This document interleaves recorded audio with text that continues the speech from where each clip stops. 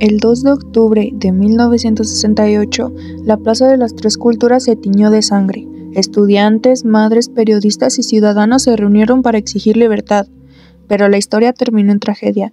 Hoy recordamos lo que el silencio no pudo borrar: la matanza de Tlatelolco.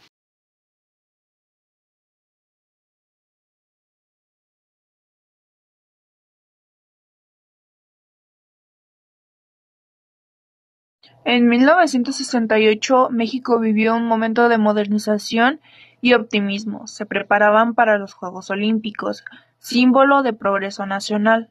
Sin embargo, también existía represión política, desigualdad social y falta de libertades democráticas. La juventud universitaria, influenciada por los movimientos de liberación de todo el mundo, comenzó a exigir libertad de expresión, autonomía universitaria, democracia y justicia social.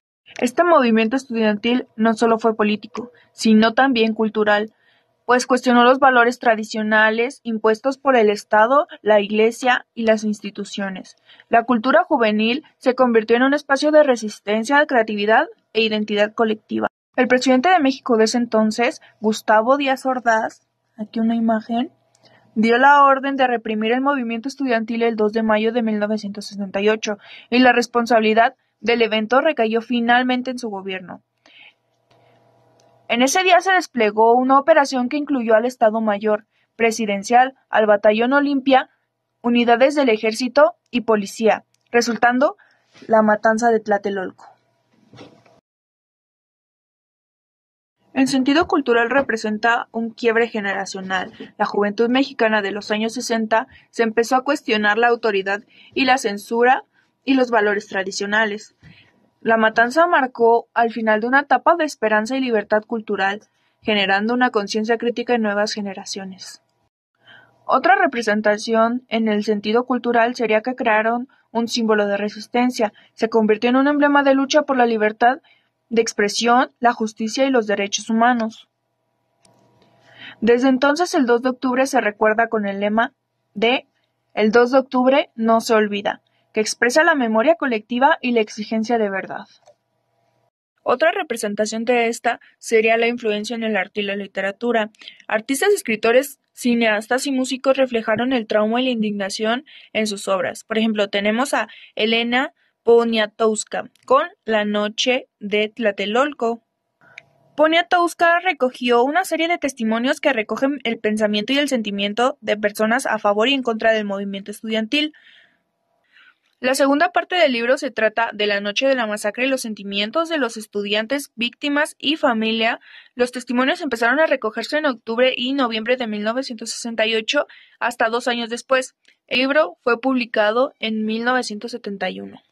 En la música y en la pintura se representó la represión, el dolor y la protesta. En la música, las canciones que estuvieron populares en 1968 serían como Light My Fire de The Doors, Born to Be Wild de Stephen Wolf, Jumping Jack Flash de The Rolling Stones y otras más. Y las canciones que fueron creadas base al suceso serían El corrido del 2 de octubre, creada de Oscar Chávez y Judith Reyes, Tlatelolco de Banda Bostic, Nada pasó de Panteón Rococó, No se olvida de Fernando Delgadillo y entre otras más. Refiriéndonos a la pintura, en sí no hay pinturas famosas creadas directamente el 2 de octubre de 1968, ya que ese día ocurrió la masacre de Tlatelolco, que reprimió el movimiento estudiantil. Sin embargo, el movimiento en sí generó una gran cantidad de gráfica política y carteles, que son el equivalente artístico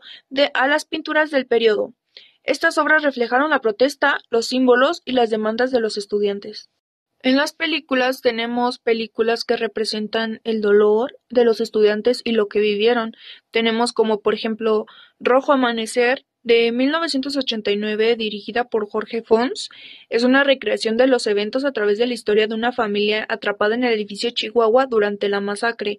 Otra sería Olimpia, creada en el 2015, dirigida por Jorge Fons. Igualmente, esta película ofrece una perspectiva centrada en los pensamientos y vivencias de los jóvenes estudiantes que participaron en las protestas. Tlatelolco, verano del 68. Una historia de amor entre dos estudiantes que se desarrolla en medio de las manifestaciones estudiantiles y vivencias de los jóvenes estudiantes que participaron en las protestas. Otra sería El bulto, de 1992, dirigida por Gabriel Retes. Es otra película importante relacionada con los eventos del 68. También existen documentales como El grito, sacada en 1968, considerando el testimonio fílmico más importante de la masacre, realizada por estudiantes del CUEC. Está otro que se llama Los rollos perdidos, sacada en 2012. Este documental investiga la misteriosa desaparición de filmaciones realizadas antes y después de la matanza. Y Ni olvido ni perdón, sacada en 2004. Un documental de Richard Dindo que aborda los eventos del 68. Y por último, transformación cultural y social.